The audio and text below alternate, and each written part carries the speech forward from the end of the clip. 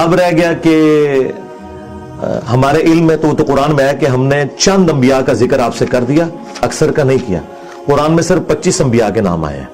مسند احمد میں حدیث ہے 1,24,000 پیغمبر ہیں، ان میں سے 315 رسول ہیں، تو 315 جو رسول ہیں نا ان کا بھی ذکر قرآن میں نہیں آیا، ٹوٹل 25 انبیاء کا ہے۔ تو قرآن کب کہہ رہا ہے کہ ہم نے تمام انبیاء کا ذکر کیا؟ یہ جو ہر خشک و تر ہے نا، یہ اللہ نے اپنے علم کی بات کی ہے سورۃ الانعام میں، کہ زمین کی گہرائیوں میں کوئی دانہ نہیں پھوٹتا اور نہ کوئی پتا گرتا ہے خشکی میں نہ تری میں، مگر اللہ کے علم میں۔ یہ ہے بات، قرآن میں نہیں۔ وہ جو بڑی ہارڈ ڈسک ہے نا جس میں ہر چیز لکھی ہے، وہ قرآن نہیں ہے، وہ لوح محفوظ ہے۔ ایون قرآن بھی اس کا ایک حصہ ہے، بل ہوا قرآن مجید فی لوح محفوظ۔ لوح محفوظ اللہ کی بڑی ہارڈ ڈسک ہے جس میں سے قرآن بھی نازل ہوا، تورات بھی، زبور بھی، انجیل بھی، یہ سارا نالج اس میں ہے۔ رہ گیا قرآن، تو قرآن ڈاکٹرن میں تمام پیغمبروں کا ذکر کرتا ہے، ان کی تعلیمات کا، اور تمام مذاہب کا بھی ذکر ہے۔ دیکھیں دنیا میں جو بڑے بڑے اگر مذاہب ہیں، آپ ان کو لسٹ ڈاؤن کریں تو ایک خدا کا کانسیپٹ تو سب میں ہے نا، چاہے وہ جیوز ہوں، کرسچنز ہوں، مسلمز ہوں، تو اس کا بھی ذکر قرآن میں موجود۔ دوسرا جو یہ بت پرستی کا مذہب ہے، بتوں کی پرستش، اس حوالے سے بھی ڈسکشن موجود ہے۔ تیسرا اگر کوئی کہہ سکتے ہیں ایتھیسٹ، ڈینائل آف گاڈ، ان کے جوابات بھی قرآن میں دیے گئے ہیں۔ چوتھا یہ کہ خدا کو تو مانتے ہیں لیکن آخرت کا انکار کرتے ہیں کہ آخرت کوئی نہیں ہونے والی۔ تو ڈاکٹرن میں یہ چار بڑے بڑے مذاہب جو دنیا میں ہے، اگر آپ لسٹ ڈاؤن کریں گے نا تو دنیا کا ہر مذہب کسی نہ کسی کیٹیگری میں فال کرے گا۔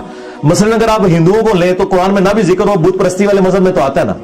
اگر آپ سکھوں کو لیں، وہ قرآن میں کہیں فٹ نہ ہو تب بھی اہل کتاب کا جو ایک سلسلہ ہے اس کے اندر تو فال کرتا ہے، کیونکہ وہ ہمارے نبی کو بھی مانتے ہیں، نبی الاسلام کو بھی وہ اوتار مانتے ہیں وہ۔ تو جتنے دنیا میں اس وقت مذاہب ہیں، کسی نہ کسی درجے میں وہ جو چار بڑے بڑے اسکول آف تھاٹ آپ کہہ لیں یا مذاہب، ان میں فال کرتے ہیں، تو ڈاکٹرن تو قرآن میں موجود ہے۔ چونکہ ہمارے پاس ہسٹوریکل ڈیٹا اس طرح کا موجود ہی نہیں ہے، زیادہ سے زیادہ آپ کے پاس اگر کوئی صحیح اتھینٹک ہسٹری ہے تو پچھلے 5000 سال کی ہے، وہ بھی چیدہ چیدہ ہے۔ یہ تو اب انفارمیشن کا دور ہے یار۔ اگر میں آپ سے یہ پوچھنا شروع کر دوں کہ صحابہ کرام کے ڈیٹ آف برتھ اور ڈیٹ آف ڈیتھ بتا دیں تو آپ یہ نہیں بتا سکتے۔ اس کو چھوڑ دیں، آپ کے پردادے نے اپنی پیدائش کی تاریخیں جو ہیں وہ اندازے سے لکھی ہوئی ہیں۔ یہ تو اب اس طرح ڈیٹا جمع ہونا شروع ہے، لہٰذا یہ کچھ چیزیں اس طرح موجود نہیں ہیں، ڈینائل نہ کریں۔ اب رہ گیا، قرآن نے اس کا جواب دیا ہے کہ کئی انبیاء کرام ہیں جن کا ذکر ہم نے اے نبی تم سے کیا، اور بہت سے ایسے ہیں جن کا ذکر نہیں کیا۔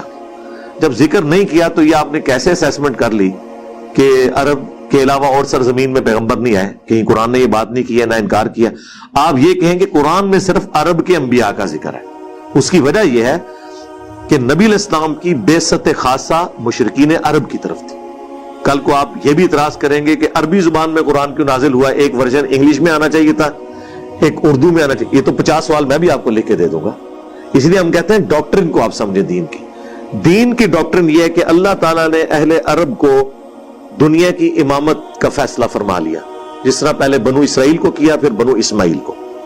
اس کے لیے نبی علیہ السلام کو چنا، ان کے جانثار ساتھیوں کو، اہل البیت کو چنا، ان کی زبان میں قرآن نازل کیا تاکہ وہ پوری دنیا تک اسلام کی دعوت پہنچائے۔ لہٰذا ان کے ساتھ پاکستان، آسٹریلیا یا امریکہ کی باتیں کرنے کا کوئی فائدہ ہی نہیں تھا۔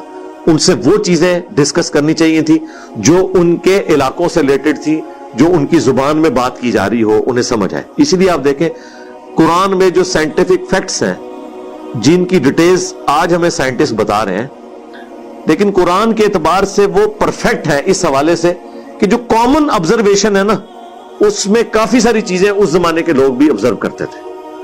افلا ينظرون الى الابل كيف خلقت، کیا تم نے اونٹ کی طرف نہیں دیکھا کہ ہم نے اسے کیسا تخلیق کیا ہے؟ یہ چار ہی آبزرویشن تھی نا، وہ قرآن میں اللہ نے ذکر کر دی۔ جب یہ صحرا کے سفر پہ جاتے تھے، اونٹ پہ بیٹھے ہوتے تھے، صحرا میں سفر کر رہے ہوتے تھے، زمین بچھونا، پہاڑ سامنے نظر آتے تھے دور دور، اوپر آسمان، پانچویں چیز کوئی نظر نہیں آتی تھی، نیچے زمین، سامنے پہاڑ، اوپر آسمان اور یہ اونٹ۔ تو بس یہ چار چیزیں۔ اب اس لیول پہ اونٹ کے ساتھ جو اللہ تعالیٰ نے اس کو کوالٹیز دی ہیں، وہ تو ان کو بھی پتا تھی کہ واقعی گھوڑا اتنا لمبا سفر نہیں کر سکتا، اونٹ پانی سٹور بھی کر لیتا ہے، اس کے پاؤں ایسے ڈیزائن ہوئے ہیں، اس کے اندر کئی یہ کوالٹیز موجود ہیں۔ یہ تو اس زمانے کے لوگوں کو بھی پتا تھا۔ آج سائنس ہمیں مزید ایکسپلور کرتی ہے کہ اونٹ کے اندر کیا کچھ ہے، لیکن جو موٹا موٹا نالج تھا وہ اس زمانے کے لوگوں کو بھی پتا تھا کہ واقعی یار اونٹ ڈیزائن ہوا ہے. ان میں سے بھی کوئی ہاتھی لے کے ریگستان میں نہیں جاتا تھا، نہ کوئی گھوڑا لے کے جاتا تھا، اور اگر گھوڑے لے کے بھی جاتے تھے ساتھ اونٹ ہوتے تھے کہ اگر کہیں ایسے علاقے میں جانا ہے جہاں آپ کو تیز سفر کی ضرورت ہے اور وہاں ریگستانی علاقہ نہیں ہے تو ساتھ گھوڑے بھی سفر کریں.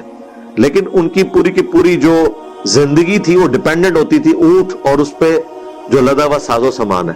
تو اللہ تعالیٰ نے وہ کامن آبزرویشن کا ذکر کیا. آسمان کو دیکھو، بس وہ اس زمانے کا انسان جو آسمان کو دیکھتا ہوگا تعریف ہی کرتا ہوگا. اب وہ جو تفصیلات ہیں وہ تو آج ہمیں اسٹرانومی کی فیلڈ سے پتہ چل رہی ہیں. اس طریقے سے پہاڑ کو دیکھو کیسے ہم نے ان کو جما دیا ہے. اس زمانے میں بھی کہتے ہیں یار آج بھی آپ پہاڑ کو دیکھیں، عام آدمی بھی جب پہاڑ کو دیکھتا ہے سبحان اللہ کیا اٹھتا ہے کہ کیا اللہ تعالیٰ نے قریب سے جا کے دیکھیں تو اندازہ ہوتا ہے کیا چیز بنا دی ہے. باقی جو اس کی تفصیلات ہیں کہ وہ جتنا آپ کو نظر آ رہا ہوتا ہے اس سے کئی گنا اندر ہوتا ہے، اور یہ پہاڑ بنتے کیسے ہیں، یہ ساری تفصیلات وہ آج کے دور کے انسان کو پتا ہے. تو میرے خیال ہے ہر چیز کے بارے میں تھوڑا بہت نالج اس زمانے میں بھی تھا، وہ اس زمانے کے لوگوں کے لیے کافی تھا. آج مزید تفصیلات ہیں. اس سے یہ نہیں ہو گیا کہ آج ہمیں انڈے سے چوزا بننے کے بارے میں اگر تفصیلات پتہ چلی ہیں تو یہ ہو گیا کہ مطلب انڈے سے اب چوزے کی بجائے کچھ اور نکلنا شروع ہو گیا. نکل رہی وہی چیز ہے، مزید پتہ چل گیا.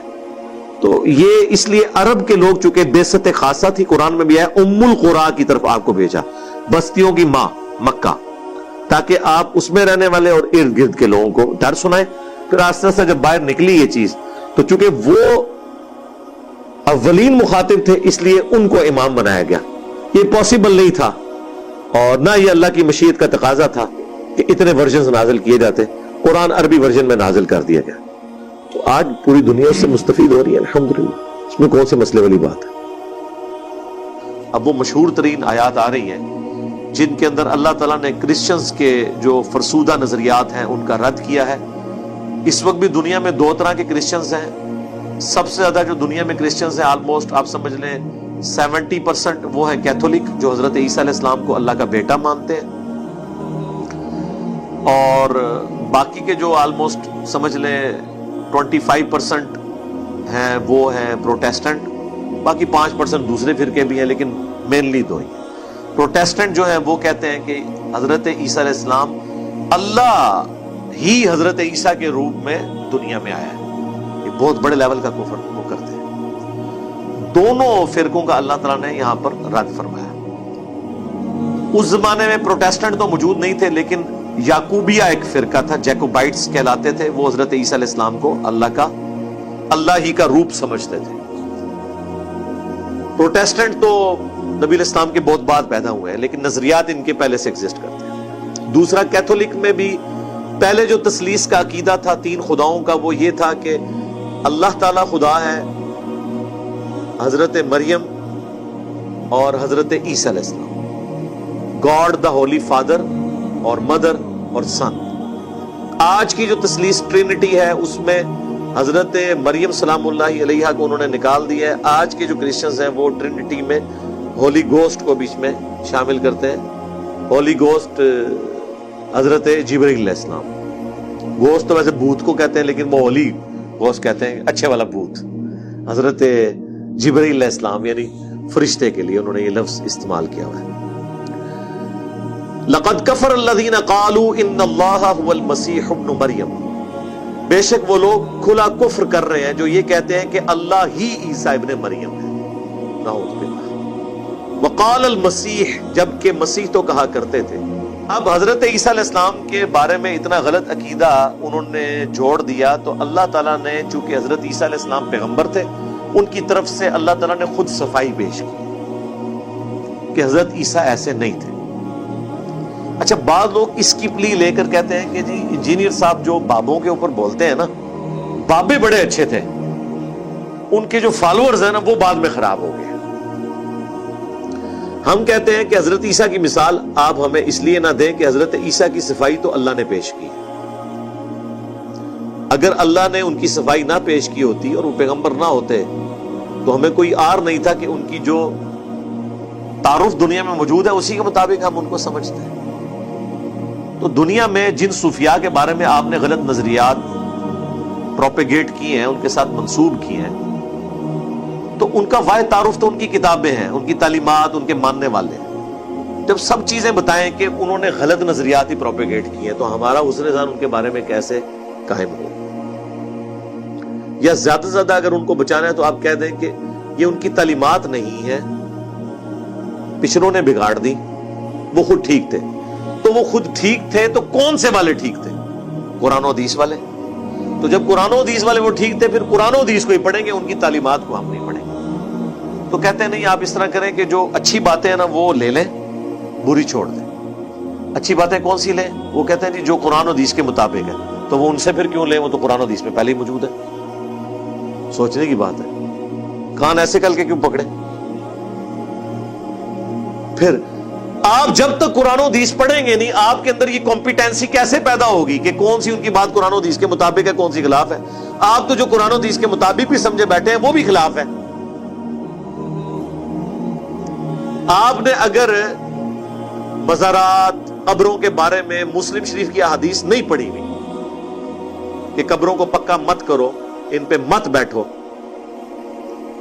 اور ان پہ عمارت مت بناؤ، تو آپ کو کشف المحجوب میں جب علی بن عثمان حجویری صاحب اپنے بارے میں لکھتے ہیں کہ میرا ایک مسئلہ پھنس گیا تو میں بازید بستامی کی قبر پہ میں نے کچھ وقت گزارا اور میرا مسئلہ حل ہوا، تو آپ کو یہ بات پھر غلط تو تبھی نظر آئے گی جب آپ نے مسلم شریف پڑھی ہوگی، ورنہ تو آپ ہم سے لڑیں گے، آپ کہیں گے کہ جی بزرگوں کے مزارات پہ جا کے آپ منتیں مانگیں، دیکھیں جی یہ داتا صاحب بھی مانگتے تھے، تو ہم کہیں گے یہ ان کی تعلیمات ہی نہیں ہے۔ اور اگر آپ کہیں گے ان کی تعلیمات ہے تو ہم کہیں گے کہ بھئی ان سے پہلے احادیث کی کتابیں کمپائل ہو چکی تھی، یہ تو 465 ہجری میں 465 میں فوت ہوئے، اور امام مسلم ان سے 200 سال پہلے 261 ہجری میں کتاب لکھ کے فوت ہو چکے تھے،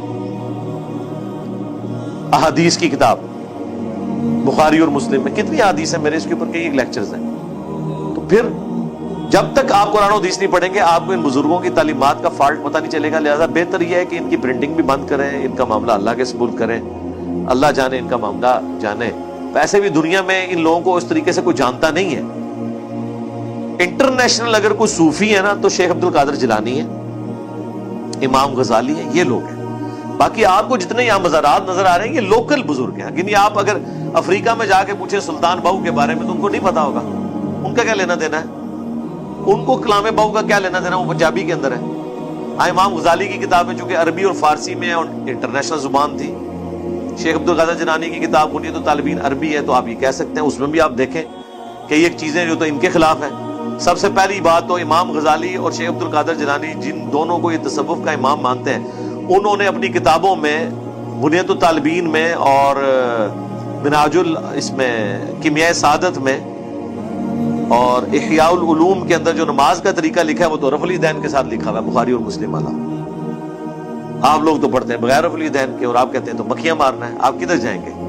آپ جن کو بزرگ کلیم کر رہے ہیں ان کی تو نماز ہی آپ کے نزدیک غلط ہے، منسوخ ہوئی نماز پڑھتے رہے ہیں، تو انہوں نے اللہ تک آپ کو کہاں تک پہنچانا ہے؟ وہ تو خود رسول اللہ تک نہیں پہنچے، ان کو یہی نہیں پتہ چلا کہ نبی الاسلام نے آخری وقت میں نماز کون سی پڑھی ہے۔ تو آپ کی تو سارا کچھ ہی فارغ ہو جائے، بچنا کچھ بھی نہیں۔ حضرت عیسیٰ کی صفائی اللہ نے دی ہے، لہذا حضرت عیسیٰ والی مثال بابوں کے اوپر نہیں آپ لگا سکتے۔ یہ تو ہم اپنے حق میں یوز کر سکتے ہیں کہ اگر انبیاء اکرام علیہ السلام کی تعلیمات ان کے دنیا سے جانے کے بعد ان کے ماننے والوں نے چینج کر دی تو بابت شاہی کوئی نہیں، ان کی کتابیں کیوں نہیں چینج ہوں گی؟ ان کا مرتبہ انبیاء سے زیادہ ہے، پھر ہم کیوں نہ کہیں بابت شاہی کوئی نہیں؟ اگر عیسیٰ ابن مریم کی تعلیمات ان کے فالوورز نے چینج کر دی تو بابوں کے ماننے والوں نے ان کی تعلیمات نہیں چینج کی ہوں گی؟ کی ہیں، ایسی چینج کی ہیں کہ گستاخانہ باتیں ہیں۔ میرا خیال ہے دنیا میں شاید ہی کوئی بندہ بچا ہو جسے کشف المحجوب کا تعارف ہو اور اسے یہ نہ پتا ہو کہ اس میں کہاں کہاں گستاخیاں ہوئی ہوئی ہیں۔ میری ویڈیوز کی برکت سے اللہ کے فضل سے لوگوں کو پتہ چل گیا۔ تو یہ عیسیٰ ابن مریم کی اللہ نے صفائی دی ہے، وہ پیغمبر ہیں، ان کے پیچھے قرآن کھڑا ہے، نبی علیہ السلام کے فرامین ہیں۔ وقال المسیح، جبکہ مسیح تو اپنے زمانے میں یہ کہا کرتے تھے، یا بنی اسرائیل، اے اولاد یعقوب۔ اسرائیل لقب تھا حضرت یعقوب بن اسحاق بن ابراہیم کا علیہم السلام اجمعین۔ اعبدوا اللہ، عبادت کرو اللہ کی۔ اچھا یہ میں نے چونکہ بنی اسرائیل کے اوپر وقف کیا ہے تو الف کے اوپر پیش میں خود لگا رہا ہوں۔ کیونکہ پھر میں ایک نیا جملہ اس کے ساتھ سٹارٹ کر رہا ہوں نا، تو وہ لگانا ضروری ہو جائے گا، ورنہ کنٹینیوسلی سے پڑھیں گے تو یا بنی اسرائیل اعبدوا اللہ، لام کو عین کے ساتھ پڑھیں گے، جس طرح آپ سورۃ الملک میں بھی پڑھتے ہیں نا، تبارک الذی بیدہ الملک وہو علی کل شیء قدیر الذی، اور اگر قدیر پہ رک جائیں تو پھر نلذی نہیں پڑھیں گے، پھر الذی پڑھیں گے، کیونکہ نون جو ہے جوڑنے کے لیے ہوتا ہے۔ عبادت کرو اللہ کی، ربی و ربکم، جو تمہارا میرا بھی رب ہے اور تمہارا بھی رب، انہ من یشرک باللہ، بے شک جس نے بھی شرک کیا اللہ کے ساتھ، فقد حرم اللہ علیہ الجنہ، تو بے شک اللہ نے جنت اس پہ حرام کر دی ہے، ومأواہ النار، اور اس کا ٹھکانہ ہے جہنم کی آگ، وما للظالمین من انصار، اور وہاں ظالموں کا کوئی مددگار نہیں ہوگا۔ اللہم اجرنا من النار، یعنی حضرت عیسیٰ علیہ السلام تو بری الذمہ ہو چکے ہیں یہ خطبہ دے کر کہ اے اولاد یعقوب، اس اللہ کی عبادت کرو جو میرا بھی رب ہے تمہارا بھی رب، مطلب یہ کہ میں تو تمہارا رب کوئی نہیں ہوں، میں بھی اس کا بندہ نہیں ہوں، اور اگر تم نے شرک کیا تو پھر یہ چیز بھول جاؤ کہ میں نے تمہارے کام آنا ہے۔ اللہ نے ایسے شخص پہ جنت حرام کر دی اور اس کا ٹھکانہ دوزخ ہے۔ بخاری اور مسلم دونوں میں حدیث ہے کہ اللہ تعالیٰ نے ہر نبی کو ایک مقبول دعا دی تھی جو اس نے اس دنیا میں ہی کر لی، جس طرح حضرت نوح علیہ السلام نے دعا کی تو ان کی قوم ہلاک کر دی گئی۔ میں نے اپنی دعا قیامت کے دن کے لیے سنبھال کے رکھی ہے، اور میری اس دعا سے میرے ہر امتی کو نفع پہنچے گا، یعنی شفاعت کا، سوائے اس شخص کے کہ جس نے دنیا میں کسی قسم کا شرک کیا۔ امت کہہ رہی شرک ختم ہو چکا ہے، اس پہ میری ویڈیو دیکھ لیں، مجھے تم سے شرک کا خوف نہیں، پھر ٹاپک اور طرف چلا جائے گا۔ شرک ختم ہوا ہے ایک گروہ سے، اور وہ قیامت تک ختم ہے۔ بنی اسرائیل میں سبھی گمراہ ہو گئے تھے، اس امت میں سارے گمراہ نہیں ہوں گے، ایک گروہ قیامت تک شرک سے محفوظ رہے گا۔ تو شرک اتنا سینسٹیو مسئلہ ہے کہ پیغمبر بھی کوئی کام نہیں آئیں گے، جنت اللہ نے حرام کر دی، اور اللہ تعالیٰ نے اس بات میں بھی کوئی آر محسوس نہیں کی ہے کہ پیغمبروں کا ذکر اس طریقے سے ہو رہا ہے۔ آگے چل کے آپ دیکھیں گے کس طریقے سے انبیاء کرام کا اللہ تعالیٰ ذکر کر رہا ہے۔ اگر انبیاء کی بھی پلی کسی نے لی ہے تو اللہ نے پھر بات کھول کے بیان کی۔ ایک تو آیت پہلے گزر چکی ہے 17 نمبر، وہ بھی سٹارٹ اسی سے ہوئی تھی، لقد کفر الذین قالوا ان اللہ هو المسیح ابن مریم، بے شک وہ لوگ کفر کر رہے ہیں جو کہہ رہے ہیں کہ اللہ عیسیٰ ابن مریم ہی اللہ ہے، اور وہاں تو پھر بڑے سخت الفاظ آئے۔ قل فمن یملک من اللہ شیئا، نبی تم فرماؤ کہ پھر اللہ کا کوئی کیا بگاڑ سکتا ہے، ان اراد ان یہلک المسیح ابن مریم وامہ ومن فی الارض جميعا، اگر اللہ ارادہ کرے عیسیٰ ابن مریم کو، ان کی ماں کو، اور جتنے زمین میں ہیں سب کو ہلاک کر دے، تو اللہ کا کوئی کیا بگاڑ لے گا۔ وَلِلَّهِ مُلْكُ السَّمَاوَاتِ وَالْأَرْضِ، اور آسمانوں اور زمین کی بادشاہت اللہ ہی کے لیے ہے، وَمَا بَيْنَهُمَا، اور جو کچھ اس کے درمیان ہے، يَخْلُقُ مَا يَشَاءُ، وہ جو چاہتا ہے پیدا فرماتا ہے۔ عیسیٰ بھی اس کی ایک مخلوق ہے، پیدا کر دی، دیٹس آل۔ ان کی اتنی شانیں، اتنے معجزات کی وجہ سے یہ نہیں ہو گیا کہ وہ کوئی اللہ کے بیٹے بن گئے ہیں یا وہ اللہ ہی ہے، نعوذ باللہ۔ واللہ علی کل شیء قدیر، اللہ تعالیٰ ہر چیز پر قادر ہے۔ اب آ رہا ہے ان کا ذکر جو کیتھولک، لقد کفر الذین قالوا ان اللہ ثالث ثلاثہ، بے شک وہ لوگ بھی کفر کر رہے ہیں جو یہ کہہ رہے ہیں کہ اللہ تین میں سے ایک ہے، نعوذ باللہ۔ یعنی وہ تین، اس وقت کی ٹرینٹی کیا تھی؟ حضرت عیسیٰ علیہ السلام، سیدہ مریم اور اللہ، اور آج کی ٹرینٹی میں ہولی گوسٹ انہوں نے شامل کر لیا، سیدہ مریم کو نکال دیا، عیسیٰ ابن مریم، حضرت جبرائیل اور اللہ تعالیٰ۔ اللہ تعالیٰ ہمارا وہ بھی کافر ہے۔ وما من الہ الا الہ واحد، تمہارا تو کوئی الہ نہیں ہے سوائے اس اکیلے الہ کے، کوئی تین خدا نہیں، ایک خدا ہے۔ وَإِن لَّمْ يَنْتَهُوا عَمَّا يَقُولُونَ، اور اگر یہ لوگ اس شرک سے باز نہ آئے جو یہ بک رہے ہیں، لَيَمَسَّنَّ الَّذِينَ كَفَرُوا مِنْهُمْ عَذَابٌ أَلِيمٌ، تو ضرور انہیں دردناک عذاب پہنچے گا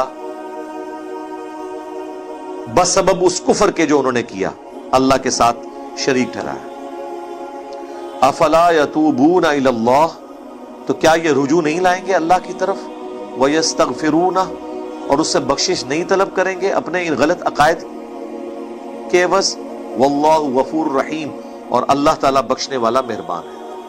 اللہ تعالیٰ سے دعا ہے جو حق بات میں نے کہی اللہ تعالیٰ ہمارے دلوں میں راسخ فرمائے، اگر جس بات میں میرے منہ سے کوئی غلط بات نکل گئی تو اللہ تعالیٰ ہمارے دلوں سے محو کر دے، اسے دھو دے، معاف بھی فرما دے، ہمیں کتاب و سنت کی تعلیمات پر عمل کر کے دوسرے بھائیوں تک پہنچانے کی توفیق عطا فرمائے۔ سبحانک اللہم و بحمدک، اشہد ان لا الہ الا انت، استغفرک و اتوب الیک، وما علینا الا البلاغ المبین۔